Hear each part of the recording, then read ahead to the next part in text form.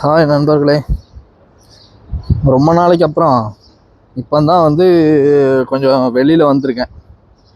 ஏக்குன்னு பார்த்தீங்கன்னா அங்கங்கே மிஸ்ஸில் அது எதுன்னு விழுந்துட்டு இருந்து பற்றிலா அந்த டைமில் வந்து நம்ம மண்டையில் பட்டு மொட்டை தெரிச்சிடக்கூடாதுன்னு சொல்லிட்டு என்ன பண்ணலன்னா வெளிலே வரல. இப்போ என்ன பண்ணியிருக்கேன்னா, நம்மளும் எவ்வளோ நாள் தான் உள்ளே கிடக்கிறது, 4 கடகண்ணியை வந்து பார்ப்போம், மக்களோட மக்களாக வந்து சேர்ந்துருப்போம்னு சொல்லிட்டு வந்து வர ஆரம்பிச்சிட்டேன் வெளில. அதுவுமே வந்து பயந்து தான் வந்துக்கிட்டு இருக்கேன். அப்படியே ஏதாவது ஒரு ஓரமாக உட்காரலாம் அப்படின்னு சொல்லிட்டு தான் வந்துக்கிட்டு இருக்கேன்.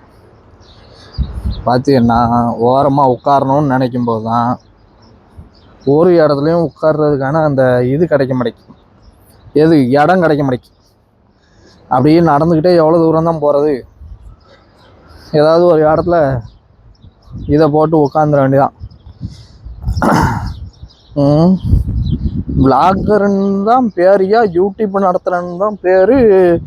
ஒரு ஆள் கூட வந்து படக்குன்னு சப்ஸ்கிரைப் பண்ண மாட்டேங்காங்கன்னா பார்த்துக்கிட்டுங்களேன். நம்மலாம் வந்து முதல்ல ஒரு சேனல் வச்சுருந்தோம். அது போகிறதுக்கு முன்னாடி வந்து நான் தான் ராஜா, நான் தான் மந்திரிங்கிற மாதிரி டக்குன்னு கொஞ்சம் நேரத்தில் வந்து என்ன பண்ணாங்கன்னா 11K 12Kன்னு ஆள் வந்தாங்க. இப்போ ஒருத்தர் 2 பேர் வர்றதே பெரிய பாடாக இருக்குது. பார்த்தீங்களா, பாலைவன பூமின்னு சொல்கிற நம்ம கல்ஃபில் நம்ம ஒரு சில நம்ம ஆட்கள் வந்து இது பாருங்க செடி வச்சு வளர்க்காங்க பாருங்க. மணத்தக்காளி பற்றிலா, மணத்தக்காளி இங்கே வந்து இதை பார்க்குறதுக்கு நல்லா தான் இருக்குது. இதில் என்ன ஒரு மனச்சங்கடம் அப்படின்னா, இந்த மணத்தக்காளி இருக்குது பற்றிலா, இந்த மணத்தக்காளியை பார்த்து இதுதான் மணத்தக்காளி அப்படின்னு சொல்லியே நிறைய பேருக்கு தெரிய மாட்டேங்கி. ஏதோ ஒரு காட்டு செடியை வளர்க்குற மாதிரியே வளர்க்குறாங்க. நான் வந்து இந்த செடி அதிகமாக வேலை செய்கிற இடத்துல வந்து ஒரு சில நண்பர்கள் வந்து போட்ட தக்காளி செடிக்கு நடுவில் வந்து நின்றுச்சு.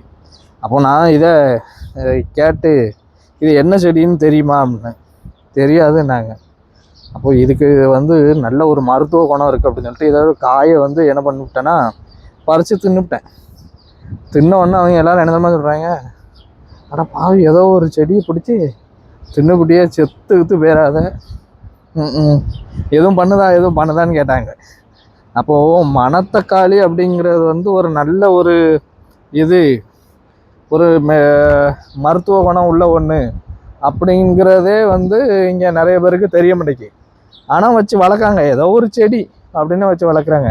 இந்த மாதிரி மணத்தக்காளி கிடச்சதுன்னு வைங்களேன், கோடி புண்ணியம். அதாவது வயிற்றில் உள்ள இந்த அல்சராக இருக்கட்டும், குடல் புண்ணாக இருக்கட்டும், இதுக்கெலாம் வந்து ரொம்ப நல்லதுங்க.